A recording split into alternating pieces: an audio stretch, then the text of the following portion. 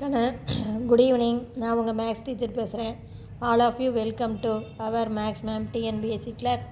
இன்றைக்கி பாருங்கள் ஃபேக்ட்ரைஸில் ஒரு சின்ன கணக்கு பாருங்கள். 4x² + 24x + 36. இப்போ இதில் பாருங்கள் காமனாக நம்ம 4 வெளியில் எடுத்துடலாம். அப்போ இது x². இங்கே பாருங்கள் 6 4s are 24. அப்போ இதில் 4 வெளியில் எடுத்தால் மீதி 6x. இங்கே 9 4s are 36. அதனால் இது 9. இப்போ புரியுதுங்களா? 4 வெளியில் எடுத்துட்டேன். அப்போ மீதி இருக்கிறது x².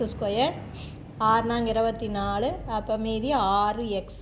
9 நாங்க 36. அப்போ மீதி 9. இப்போ 4 இது x². இது 2 வர மாதிரி இதாக பாருங்க இது. அப்போ 2 3 x 3 2 6x வந்துடுமா? 9 வந்து 3² எழுதலாம்.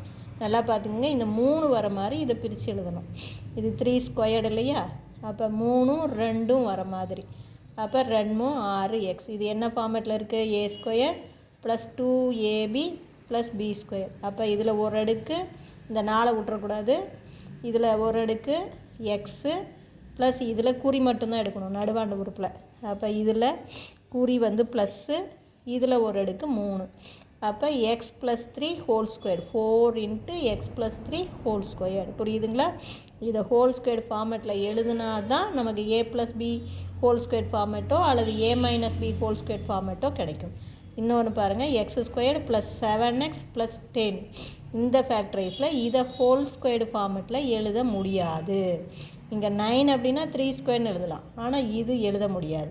அப்போ இது எப்படி போடுறது அப்படின்னா, பெருக்குனா 10 வரணும், சிம்பிளிஃபை பண்ணால் 7 வரணும். எதையும் பெருக்குனா 10, i2 10. இதை கூட்டி பாருங்கள் 7, சுருக்கி பாருங்கள்.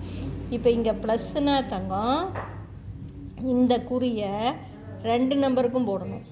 நல்லா பார்த்துக்கோங்க, இங்கே பெருக்கும்போது ப்ளஸ் வந்ததுன்னா இந்த சிம்பிளிஃபை பண்ணி வர நம்பருடைய குறியை 2 நம்பருக்குமே போடணும். அப்போ இதுவும் ப்ளஸ் இதுவும் ப்ளஸ்ஸு. அப்போ கூட்டி பாருங்கள் 7. அப்போ பெருக்கி பாருங்கள் +10. இப்போ இதுக்கு ஒரு x இதுக்கு ஒரு x போட்டோம்னா ஒரு ஃபேக்டர் x + 5, இன்னொரு ஃபேக்டர் x + 2.